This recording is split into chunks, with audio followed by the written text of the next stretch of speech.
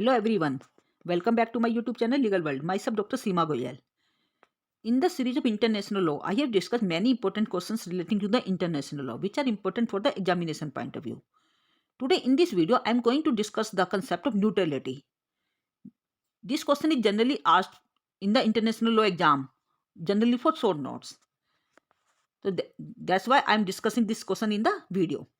If we talk about the term neutrality, that is a status which is acquired by those states which don't participate in the war.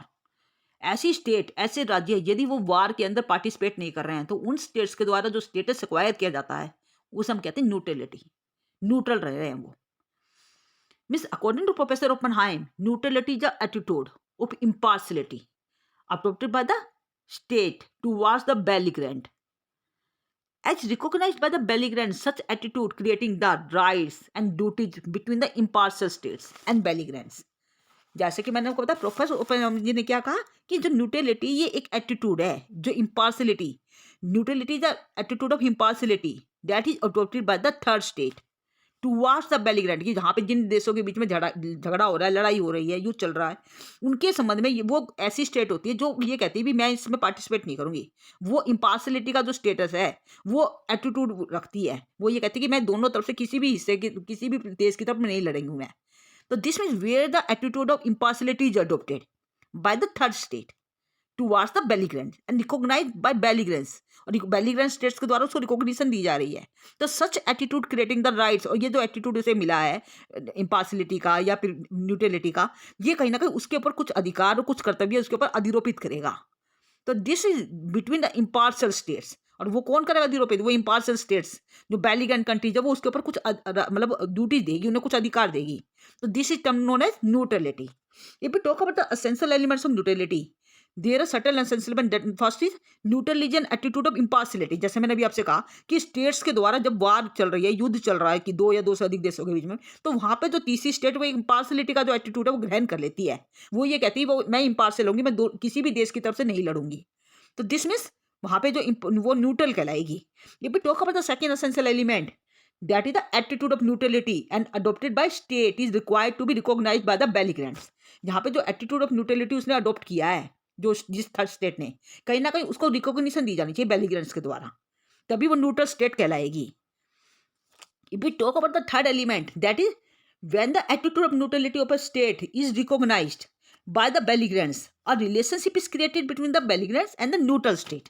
जब भी neutrality का जो status है, attitude है, वो acquire कर लिया जाएगा बेलिगेंट्स के द्वारा, भी उसको रिकॉग्निशन दे दी जाएगी. तो इससे क्या होगा कि वहां पे जो न्यूट्रल स्टेट्स है और जो बेलिगेंट्स कंट्री है जिनके बीच में झगड़ा चल रहा है, युद्ध चल रहा है, उनके बीच में एक संबंध स्थापित हो जाएगा.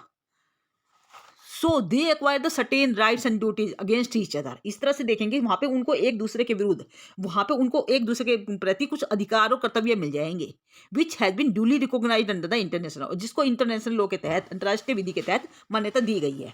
और such relationship exist so long as the status of war exist. और ये रिलेशनशिप जो स्थापित हुआ है न्यूट्रलिटी का, कहीं ना कहीं ये जब तक चलेगा जब तक ये युद्ध लगातार एग्जिस्टेंस में रहेगा, जब तक वार चलता रहेगा. और जैसे ही वार खत्म होगा, इप्सो फैक्टो वो अपने आप ही खत्म हो जाएगा. वो जो स्टेटस था, वो उसका जो रिलेशनशिप था, वो अपने आप ही खत्म हो जाएगा. If we talk about the development of neutrality, neutrality की यदि हम डेवलपमेंट की बात करते हैं, तो this concept of the neutrality has been developed by the 19th century. यदि हम देखें कि 19वीं शताब्दी के अंत में ये जो न्यूट्रलिटी का जो कंसेप्ट है, कहीं ना कहीं एग्जिस्टेंस में आया था. Concept of neutrality has developed due to certain reason. और इसको लाने के इस पीछे कुछ रीजन भी बताए गए हैं. There are certain reasons behind the concept of neutrality. Number one, in Napoleon war United States remain neutrals. कुछ ऐसे वार थे, नेपोलियन जो वार थे, नेपोलियन के जो युद्ध हुए थे, उसके अंदर आप देखेंगे बहुत सारी स्टेट्स ऐसी थी जो न्यूट्रल रही थी, जिन्होंने ये कह दिया था कि हम किसी भी तरफ से नहीं लड़ेंगे. और ये तब की बात है 1793 से लेकर 1818 तक की बात है, जिसके बीच में नेपोलियन वार हुआ था, जिसके अंदर बहुत सारी ऐसी कंट्री थी जो यूनाइटेड स्टेट की मेंबर थी, and they were remain neutral. वो न्यूट्रल रही. And second reason was Switzerland and Belgium declare their permanent neutralisation. उस समय आप देखेंगे स्विट्जरलैंड और जो बेल्जियम थी, उन्होंने अपने आप को परमानेंटली न्यूट्रलाइजेशन घोषित कर दिया था. उन्होंने ये कह दिया था कि कोई भी किसी के बीच में भी युद्ध हो, हम किसी के बीच में नहीं आएंगे. They remain neutral in each and every war. कोई भी युद्ध होगा तो वो न्यूट्रल रहेंगे, और उन्होंने ऐसा किया भी था. And due to which concept of neutrality has been given the recognition, और जिसकी वजह से जो कंसेप्ट न्यूट्रलिटी था वो डेवलप हो पाया था. If we talk about the third reason, that is the by declaration of Paris, it was provided that the neutral goods not contribute to war. जो न्यूट्रल गुड्स होते हैं, जो जो जिनका मतलब किसी भी झगड़े से कोई संबंध ही नहीं है, तो वहां पे वो कॉन्ट्रीब्यूट नहीं किया जा सकता. उनके अंदर मतलब उसको आप बंदी नहीं कर सकते, मतलब वहां पे उसको ऊपर रोक नहीं लगा सकते, विनिश्चित नहीं हो सकता वो माल. And that was the main reason for the development of neutrality. If we talk about the next reason, that is many arbitrary pronouncements recognize the rights and duties of the neutralized states. जो neutral states रहेंगी, जो पूरी तरह से तटस्थ रहेंगी, ऐसी states को कुछ अधिकार और कर्तव्य थोप दिए गए. ये कहा गया भी इनके कुछ अधिकार मिल जाएंगे जैसे वो न्यूट्रल रहेंगी, तो यदि वो अपने आप को न्यूट्रल घोषित कर देती हैं. And the last reason was the development of war equipment and resources also led to the development of the institution of the neutrality. So these are the certain reasons for the concept of neutrality, due to which concept of neutrality has been developed. जिसकी वजह से concept of neutrality कहीं ना कहीं develop हुआ है. If we talk about the next concept, that is the हम कहेंगे कि there are the certain no member of the United Nation can remain neutral. यदि आप देखेंगे कि यहाँ पे यूनाइटेड नेशन या न्यूट्रलिटी की हम बात करते हैं, तो neutrality under the United Nation की जब हम बात करते हैं, तो it provides that the member shall give the United Nation every assistance in an action it takes in accordance with the present charter. तो जो भी कंट्री जो यूनाइटेड नेशन की मेंबर बनी थी, उन्होंने आपस में यही कहा था कि जब भी कोई दिक्कत आएगी तो हम एक दूसरे का साथ देंगे. And the no member of the United Nations can remain neutral in an action taken by the Security Council. यदि सिक्योरिटी काउंसिल सुरक्षा परिषद के द्वारा यदि कोई भी एक्शन लिया जाता है, तो वहां पे कोई भी मेंबर जो यूनाइटेड नेशन का मेंबर है, तो वो न्यूट्रल नहीं रह सकता. इन सर्टेन केसेस, परंतु कुछ ऐसे केसेस हो सकते हैं जहां पे वो न्यूट्रल एटीट्यूड घोषित भी कर सकती है ऐसे स्टेट. कौन कौन से ऐसे रीजन हो सकते हैं, ऐसी कौन सी कंडीशन हो सकती है? First one is incompetency of the security council. जहां पे सिक्योरिटी काउंसिल की इनकॉम्पिटेंसी सामने आ रही है, where the Security Council takes enforcement measures against the state which is guilty of having committing the breach of peace. भाई यदि कोई state जिसने कहीं ना कहीं शांति को भंग किया है या उसकी शांति को कहीं ना कहीं थ्रेट किया है, अग्रेशन एक्ट ऑफ एग्रेशन किया है, तो ऐसी स्थिति में यदि सिक्योरिटी काउंसिल उस स्टेट के अगेंस्ट यदि वो एक्शन ले रही है, तो वहां पे बाकी जो स्टेट है वो कहीं ना कहीं अपने आप को न्यूट्रल घोषित कर देंगे. वो ये कहेंगे भी हम इसके बीच में नहीं आएंगे. तो this means it becomes legally impossible for a state to fulfil the duties of the impartiality. वहां पे क्या होगा कि जो ड्यूटी ऑफ इम्पार्शियलिटी है वो एक तरह से वो पूरी नहीं कर पाएंगे, ड्यू टू विच बट यहाँ पे जो कोर्स ऑफ ट्रेडिशन है न्यूट्रलिटी का वो एग्जिस्टेंस में आ जाएगा. If we talk about the neutrality under the United Nations, Section 2 Clause 5 provides that members shall give the United Nations every assistance in an action it takes in accordance with the present charter. यहाँ पे present charter, United nation charter के तहत यदि कोई action लिया जा रहा है, तो वहां पर यह कहा जाता है कि जो यूनाइटेड नेशन के जितने भी मेंबर हैं, they will assist in an action against वो सिक्योरिटी काउंसिल ने जो भी एक्शन लिया उसके अंदर वो उसकी सहायता करेंगे. But no member of the United Nation can remain neutral in an action taken by the security council. इसका मतलब सिक्योरिटी काउंसिल के द्वारा, सुरक्षा परिषद के द्वारा जो भी एक्शन लिए जाएंगे, वहां पे कोई भी मेंबर ऐसा नहीं है जो यूनाइटेड नेशन का मेंबर है वो कभी भी न्यूट्रल नहीं रह सकता. बट इन सर्टेन केसेस, परंतु एक्सेप्शन आपको पता हर जगह मिलेंगे आपको, तो यहाँ पे कुछ ऐसे केसेस हो सकते हैं where it is possible for a state to adopt the attitude of neutrality. जहाँ पे कुछ स्टेट जो है वो एटीट्यूड ऑफ न्यूट्रलिटी को अडॉप्ट कर सकती हैं. If we talk about the incompetency of the security council, यदि हम इनकॉम्पिटेंसी की बात करते हैं सिक्योरिटी काउंसिल की, where the security council takes the enforcement measures against the state which is guilty of having committing any breach of peace, threat to peace, act of aggression and imposes obligation on the state to sever the economic relations with the guilty state and to assist the victim, it becomes legally impossible for a state to fulfill the duties of impartiality and of absence. तो वहां पे आप कहेंगे कि वहां पे duties of impartiality को वो पूरी तरह से फुलफिल नहीं कर पाएगी. तो इसका मतलब ये हुआ कि जहां पे कोई भी सिक्योरिटी काउंसिल यदि किसी के अगेंस्ट, किसी भी स्टेट के अगेंस्ट एनफोर्समेंट मेजर्स अप्लाई करती है, और उस स्टेट के अगेंस्ट जो कहीं ना कहीं ब्रीच ऑफ पीस, मतलब जिसने शांति को भंग किया है या शांति को भंग करने की थ्रेट दी है या एक्ट ऑफ अग्रेशन किया है, या फिर वहां पे वो कोई ऑब्लिगेशन इंपोज कर रही है जिससे कि कहीं ना कहीं इकोनॉमिक जो रिलेशन है, उनके बीच में जो इकोनॉमिक रिलेशन चल रहे हैं वो सीवर हो जाएंगे, खत्म हो जाएंगे. तो ऐसी स्थिति में मतलब वहां पे यही कहोगे कि with the guilty state then it to assist the victim, वहां पे वो उसकी सहायता मतलब उसको असिस्ट करेंगी वो state. It becomes legally impossible, क्योंकि उन स्टेट्स के लिए कहीं ना कहीं वो लीगली इम्पॉसिबल बन जाएगा. क्या कि they must have to fulfil the duties of the impartiality. वो अपनी जो इम्पार्शियल रहने की जो ड्यूटी है ना, वो उसको फुलफिल नहीं कर पाएंगे. कहीं न कहीं उनको बीच में उसको साथ देना ही पड़ेगा उन स्टेट्स को, बीच में आना ही पड़ेगा उनको। तो कहने को duty of impartiality can't be fulfilled in that condition. If we talk about the second point that is self defence. Means आपको मैंने अभी बताया था कि जो सेल्फ डिफेंस आत्मरक्षा का जो अधिकार होता है वो हर एक स्टेट को होता है। फिर जब भी किसी भी स्टेट को लगता है कि उसकी लाइफ पर, उसकी लिबर्टी पर, उसकी प्रॉपर्टी पर कहीं ना कहीं खतरा मंडरा रहा है, तो naturally that can take self defence. वहाँ पे वो अपने अपने अपनी आत्मरक्षा के लिए सेल्फ डिफेंस का सहारा ले सकती है। And the right of self defence may be exercise by state when armed attack takes place. सीधी बात है, यदि सामने से किसी ने पहले से हमला किया है तो वहाँ पे उस स्टेट को सेल्फ डिफेंस लेने का पूरा अधिकार होता है। और इस यहाँ पे ये अधिकार आप देखेंगे तो article 51A, article 51 of the charter, article उसके तहत ये अधिकार दिया गया है, article 51 of the United nation charter. And the exercise of this right would result in arm conflict. जब भी वहाँ पे उसके अगेंस्ट जो भी एक्शन लिया जाएगा, क्योंकि वहाँ पे आर्म्ड अटैक हुआ है, तो वहाँ पे जो एक्शन लिया जाएगा उससे आर्म कॉन्फ्लिक्ट अराइज हो जाएंगे दो स्टेट्स के बीच में। And state can exercise this right until the measures have been taken by the security council.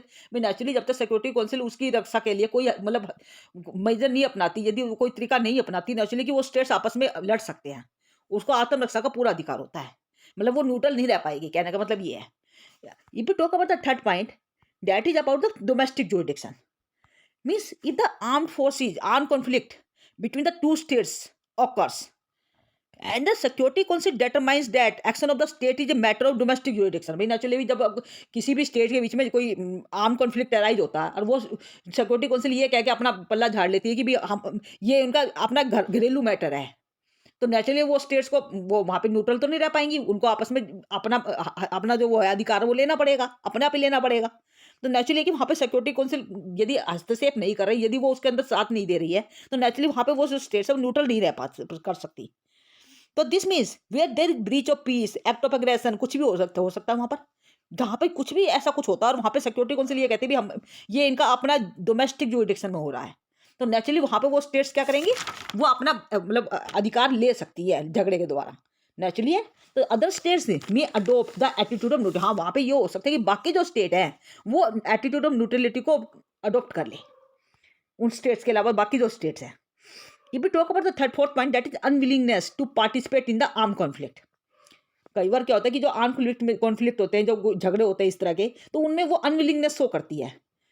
Article 39 यदि हम देखें चार्टर का, security council directs that, article 39 के तहत सिक्योरिटी काउंसिल ये डायरेक्ट करती है कि there exist threat of peace. यदि वहाँ पे कोई थ्रेट ऑफ पीस हो रहा है, एक्ट ऑफ एग्रेशन हो रहा है, या फिर तो वहाँ पे आप ये कहेंगे it decide that the action under 42, वहाँ पे ये सिक्योरिटी काउंसिल ये डिसाइड करेगी कि आर्टिकल 42 के तहत यहाँ पे उसके ऑफेंडर के अगेंस्ट एक्शन लिया जा सकता है या नहीं लिया जा सकता। और वहाँ पे नेचुरली की सिक्योरिटी काउंसिल ये डिसाइड कर रही है अभी कि वो वहाँ पे एक्शन लेना है कि नहीं लेना है।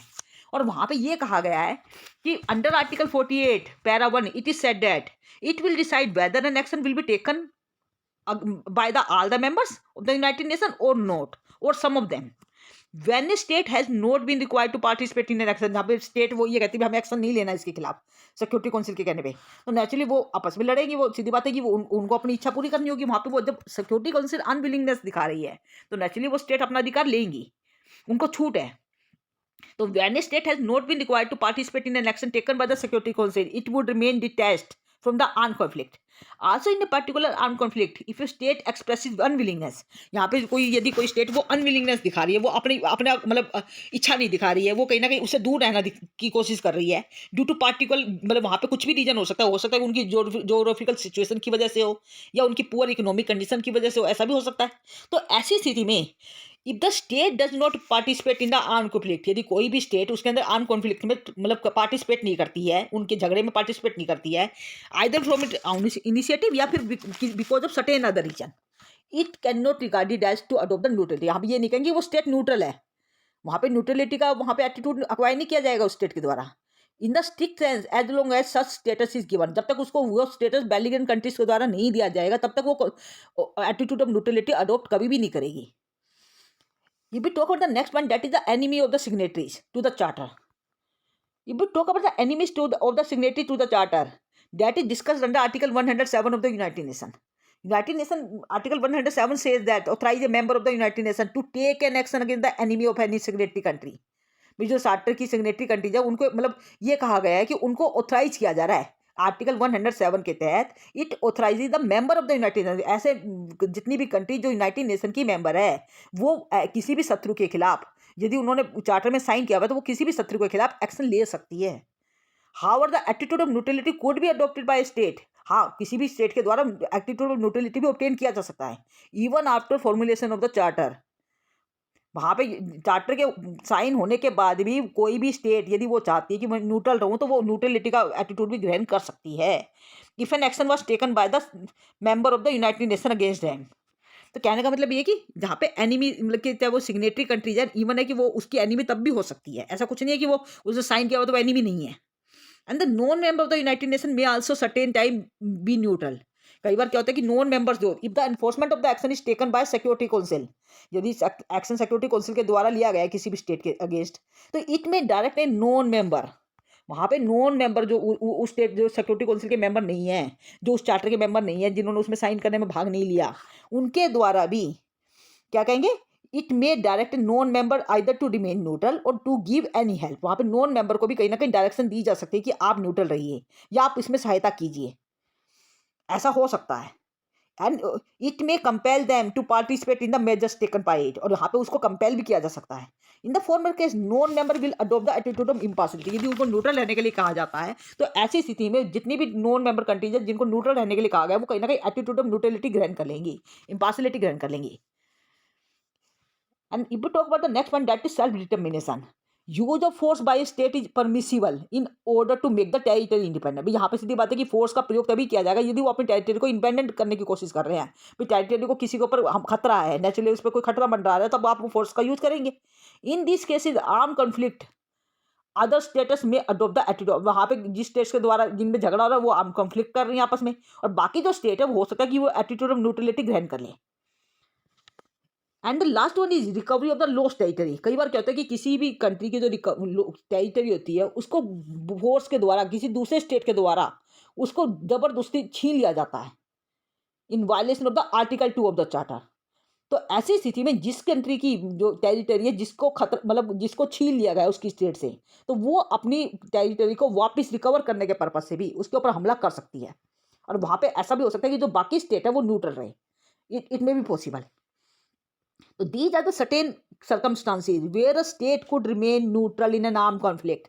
जब भी आर्म कॉन्फ्लिक्ट होता है वहाँ पे ऐसा भी हो सकता है कि बाकी स्टेट न्यूट्रल रहे, बट जिनके बीच में झगड़ा हो रहा है बाकी स्टेट ये कह सकते हैं कि हम इसमें न्यूट्रल रहेंगे, हम किसी की तरफ से भी नहीं लड़ेंगे। It may be possible. If we talk about the rights and duties of the neutral state, यहाँ पे जब देखेंगे जब भी कोई एटीट्यूड ऑफ न्यूट्रलिटी ग्रहण कर लिया जाता है किसी भी स्टेट्स के द्वारा, तो वहाँ पे उसको कुछ अधिकार दे दिए जाते हैं, और जहाँ पे अधिकार होते हैं नेचुरली कि वहाँ पे ड्यूटीज भी होंगी, तो वहाँ पे अधिकार और ड्यूटीज दोनों के दोनों यहाँ पे देखने को मिलते हैं। Presently the law on the rights and duties of the neutral states are governed by the Hague convention. Hague convention पहली ऐसी कन्वेंशन थी जिसके द्वारा न्यूट्रल स्टेट्स को कुछ अधिकार भी दिए गए और उनके ऊपर कुछ कर्तव्य भी अधिरोपित किए गए। यदि हम अधिकारों की बात करते हैं, ड्यूटीज की बात करते हैं, duties of the neutral states, duties क्या क्या हो सकती है न्यूट्रल स्टेट्स की? ऐसे राज्य जो तटस्थ है जो ये कहते हैं कि हम किसी की तरफ से पार्टिसिपेट नहीं करेंगे, तो ऐसे राज्यों को कुछ अधिकार दिए गए हैं, कुछ ड्यूटीज दी गई हैं, कुछ कर्तव्य अधिरोपित किया गया है। पहली ड्यूटी आप कह सकते हैं क्या है? एब्सेंटेशन। एब्सेंटेशन का मतलब आप समझते हैं कि वो हमेशा एब्सेंट रहेंगी। A neutral state is needed to require the adopt of attitude of neutrality, impartiality towards the belligerent countries. जो कंट्री जिनके बीच में झगड़ा हो रहा है उनके अंदर वो बीच में नहीं आएंगी, वहां पे वो अपने आप को एब्सेंट रखेंगे हमेशा।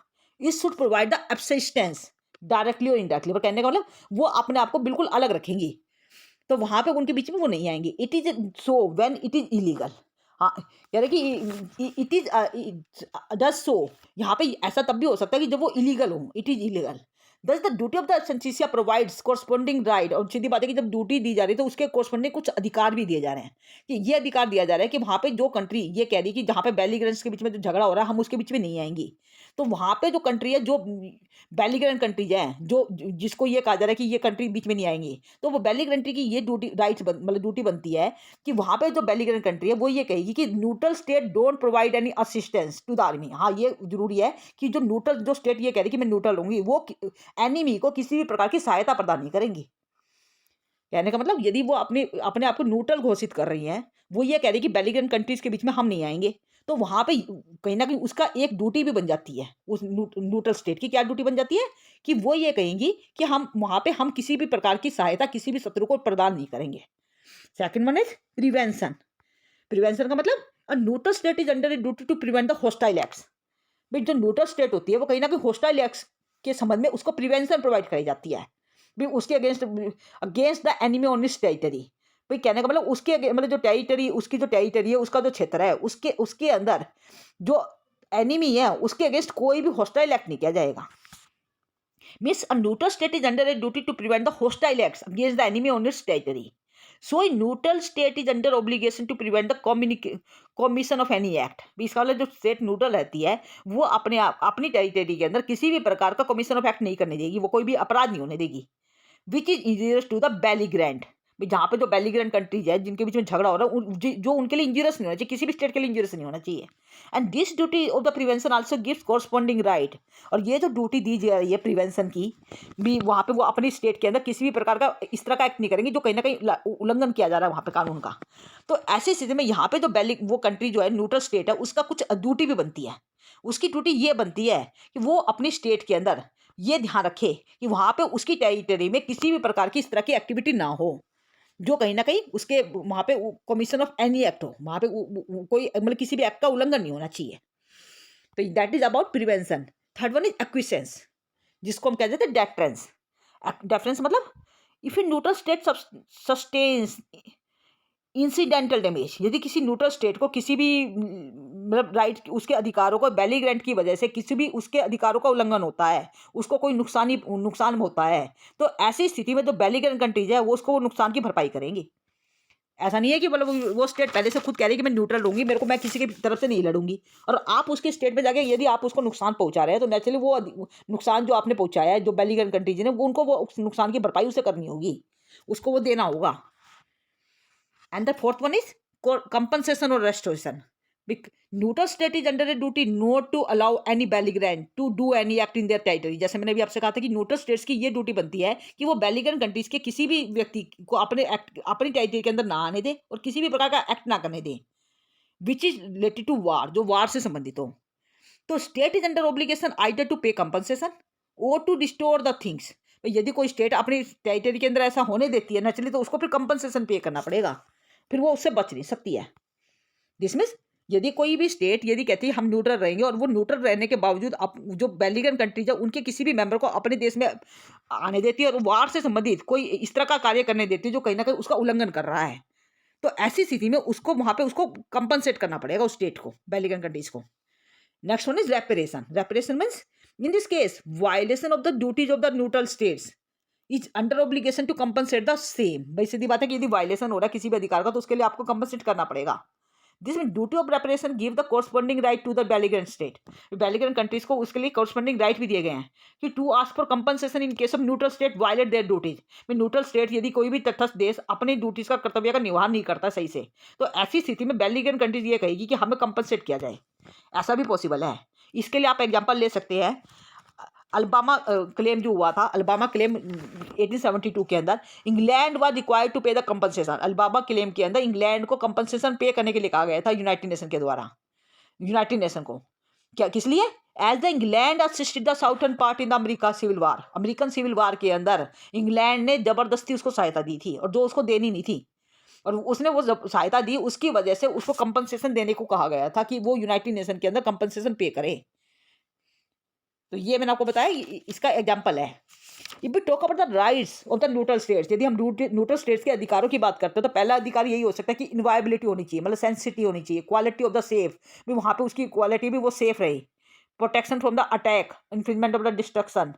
Means most of the important right of the neutral state is that inviolability of the territory. भी सीधी बात है कि उसको जो टेरिटरी है उसकी सेंसिटिव बनी रहनी चाहिए। If the hostile acts or the war like acts cannot be committed in the by either of the belligerent in the territory of the neutral state, भी किसी भी न्यूट्रल स्टेट की टेरिटरी के अंदर बेलीग्रेंट कंट्रीज के द्वारा जिनके बीच में झगड़ा हो रहा है उनके द्वारा कोई भी कार्य इस तरह का नहीं किया जा सकता जो वार से संबंधित हो। और यदि वो ऐसा करते हैं तो दे will bound to pay they will bound to respect the sovereignty and sovereign rights of the neutral states. भी सीधी बात है, जो बाकी जो बेलिगरेंट कंट्रीज है उनको उस न्यूट्रल स्टेट की सोवरन राइट्स को पूरी तरह से उसकी रिस्पेक्ट करनी होगी। यदि वो ऐसा नहीं करेंगे तो उसके लिए फिर वो कंपनसेशन पे करेंगी। और इसके अलावा आप देखेंगे trade with the other countries के संबंध में भी उसको अधिकार दिए गए हैं कि जो न्यूट्रल स्टेट्स होती है वो किसी भी स्टेट के द्वारा के साथ में मतलब बेलिगरेंट कंट्रीज को छोड़ के बाकी स्टेट्स के साथ में किसी भी प्रकार का व्यापार और कॉमर्स कर सकती है। इसके अलावा right to prevent from ill treatment, किसी भी प्रकार का इल ट्रीटमेंट से उसको प्रिवेंशन प्रोवाइड कराई जाएगी। जो न्यूट्रल स्टेट है they has right to see that, उनका ये अधिकार होता है कि वो ये देखे कि उनकी टेरिटरी के अंदर बेलिगरेंट कंट्रीज के द्वारा किसी भी प्रकार का इल ट्रीटमेंट ना किया जाए। यदि उसके साथ ऐसा हो रहा है तो नेचुरली वहाँ पर यदि बेलिगरेंट इज नॉट सीज्ड और डिस्ट्रॉयड तो वहाँ पे उसको अधिकार होता है कि उसके संबंध में उसको हर्जाना प्रोवाइड कराया जाए। And the next right is that is right to grant asylum. जो न्यूट्रल स्टेट होती है वो किसी भी व्यक्ति को अपने देश के अंदर शरण दे सकती है, असाइलम दे सकती है। और यहाँ तक कि वो जो बेलिगरेंट कंट्रीज है उनके मेंबर्स को भी असाइलम दे सकती है। Asylum granted by the neutral state is sometimes called the neutral asylum. और ऐसा असाइलम जो न्यूट्रल स्टेट्स के द्वारा अपनी स्टेट के अंदर दिया जाता है किसी भी व्यक्ति को, उसको न्यूट्रल असाइलम के नाम से जाना जाता है। And the last right is compensation of the restoration. Compensation of restoration का मतलब belligerent forces if violates law of the neutral territory, यदि कोई भी बेलिगरेंट फोर्सेज किसी भी न्यूट्रल टेरिटरी के यदि किसी भी कानून का उल्लंघन करते हैं या फिर प्रिंसिपल ऑफ प्रेपरेशन का उल्लंघन करते हैं तो ऐसी स्थिति में न्यूट्रल स्टेट को कंपनसेशन पे करना होगा उन बेलिगरेंट कंट्रीज के द्वारा। And these are the certain rights of the neutral states. So this means there are certain rights as well as duties of the neutral states. यदि वो अपने आप को तटस्थ रहने को कहती है तो उनको कुछ अधिकार भी मिलेंगे, कुछ कर्तव्य भी अधिरोपित किए जाएंगे। तो this was all about the neutrality and this is also one of the most important question for the examination point of view that may be asked for 10 marks. Generally आप देखेंगे तो ये वाला जो क्वेश्चन है ये जनरली 10 मार्क्स के लिए पूछा जाता है। And if you have any doubt then you must put down in the comment section and don't forget to like, share and subscribe this channel for the further updates.